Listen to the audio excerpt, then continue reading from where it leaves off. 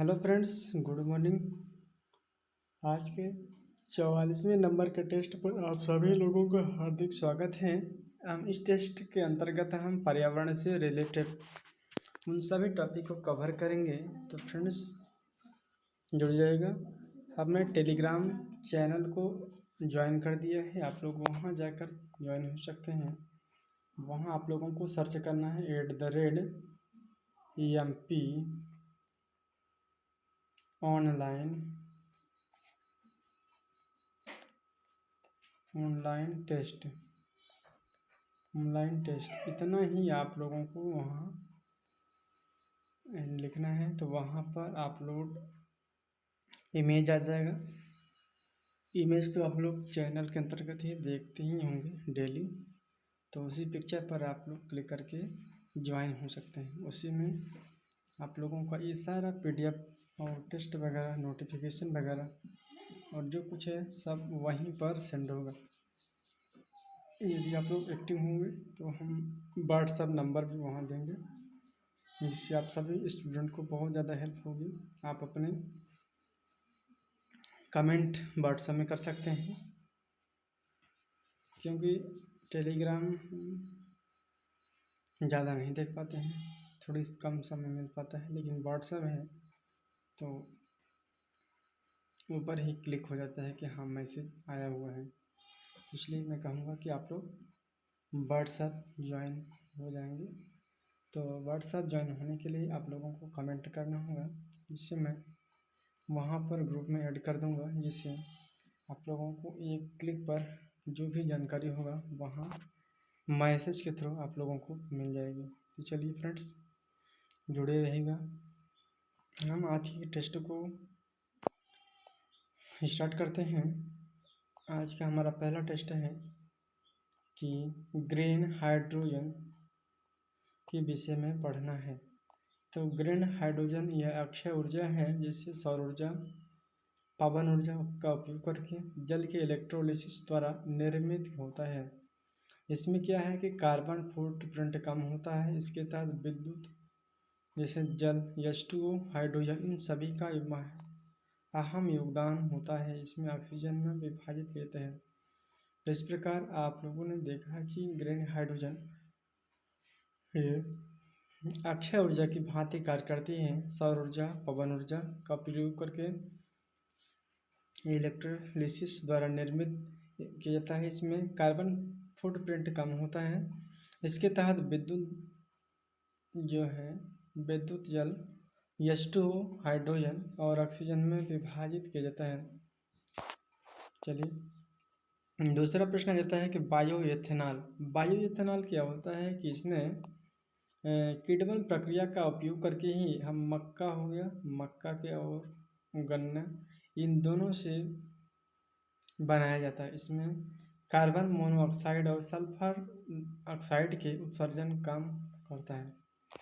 Bioethanol क्या होता है कि इसमें किण्वन प्रक्रिया के माध्यम से हम मक्के और गन्ने से बायोएथेनॉल बनाया जाता है। इसमें कार्बन मोनोऑक्साइड और सल्फर डाइऑक्साइड, इन सभी के उत्सर्जन को कम करता है बायोएथेनॉल। अगला प्रश्न आ जाता है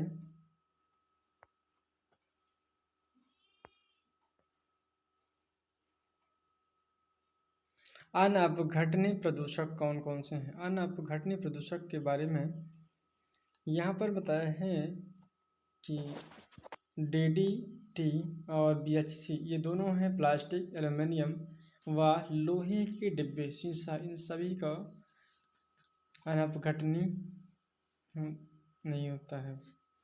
नाभिकीय अपशिष्ट, पारा, कैडमियम, आर्सेनिक आदि। अच्छा, यहाँ पर क्या होता है कि अनअपघटनीय प्रदूषण कौन से होते हैं, इससे हम कैसे समझेंगे कि ऐसा मान लीजिए कि अनअपघटनीय प्रदूषक वो हों कि जो वायु में या फिर मिट्टी में जो भी प्रदूषण, जैसे मान लीजिए कि यहाँ पर है प्लास्टिक है, एल्युमिनियम, डिब्बे, शीशा, ये इतना जल्दी वायु में अवशोषित नहीं हो पाते हैं, धीरे धीरे गलते हैं। इसके बाद गलने के बाद वहाँ पर अपघटित होते, इसीलिए यहाँ पर मेंशन किया कि अनअपघटनीय। ये घटनी नहीं है। लगातार वायु के संपर्क में रहने पर, मिट्टी के संपर्क में रहने पर धीरे धीरे इनका ह्रास होता है, लेकिन लगातार जल्दी जल्दी से नहीं होता है। अगला प्रश्न है कि जल प्रदूषण के दुष्प्रभाव कौन कौन से हैं। तो जल प्रदूषण के दुष्प्रभाव को हम डिटेल से अध्ययन करेंगे। पहला टर्म पॉइंट है कि जल में O2 की कमी होने से पादप प्राणियों की मृत्यु हो जाती है।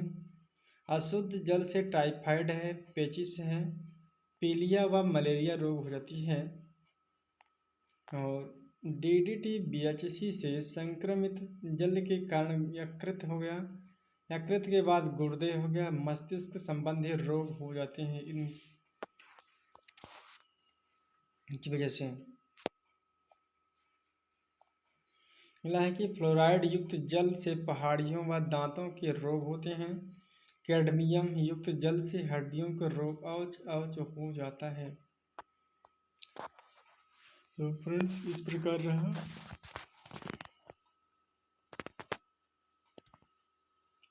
हम देख लेते हैं कि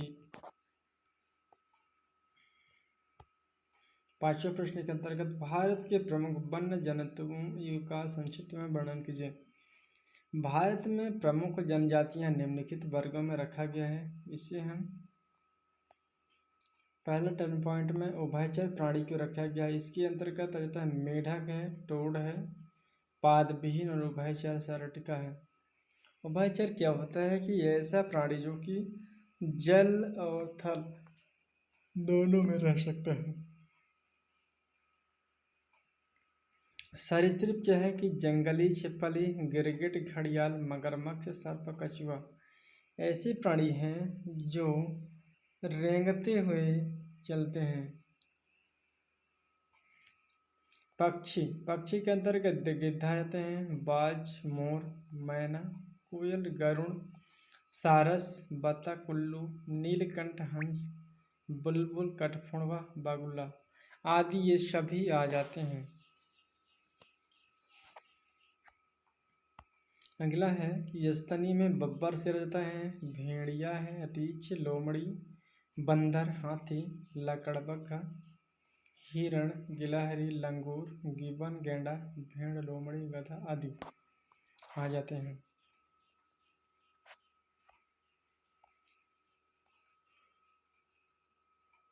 भारत में मुख्य वन्य जंतु निम्नलिखित हैं। यहाँ पर मगरमच्छ के 3 प्रजातियां हैं। घड़ियाल हैं, खारे जल के मगरमच्छ हैं, स्वच्छ जल के मगरमच्छ। इनके प्रजनन का मुख्य केंद्र जो कि है आंध्र प्रदेश के पश्चिम बंगाल, मध्य प्रदेश, उत्तर प्रदेश, केरल, गुजरात, राजस्थान, कर्नाटक तथा उड़ीसा राज्य में है स्थित है। भारतीय मोर जो कि भारत का राष्ट्रीय पक्षी है। भारतीय बस्टर्ड यह विश्व का सबसे तेज उड़ने वाला पक्षी है। अब यह दुर्लभ है। यह पक्षी गुजरात, मध्य प्रदेश, कर्नाटक तथा राजस्थान के वनों में मिलता है। तीसरा है कि भारतीय हाथी जो कि हिमालय की तराई क्षेत्र में केरल, कर्नाटक आदि राज्यों में मिलते हैं। भारतीय शेर के अंतर्गत यह गुजरात के गिरवन में मिलते हैं। भारतीय बाघ कहाँ पर है कि भारत वर्ष में बाघ अभयारण्य है दुधवा, कान्हा केसरी राष्ट्रीय उद्यान, रणथंभौर, सरिस्का, सुंदरबन, भेलघाट और बद्रीपुर, बक्सर पेरियार, नामदफा आदि। हॉर्नबिल यह एक सबसे बड़ा पक्षी है जिसका शिकार आदिवासियों द्वारा मांस के लिए किया जाता है। भारतीय गैंडे क्या है कि भारतीय गैंडा इसका शिकार सींगों के लिए किया जाता है। यह उत्तरी भारत की गंगा नदी के मैदानी भागों में मिलता है। तो इस प्रकार आज की क्लास यहीं पर एंड होते हैं। Thank you so much. जय हिंद, जय भारत।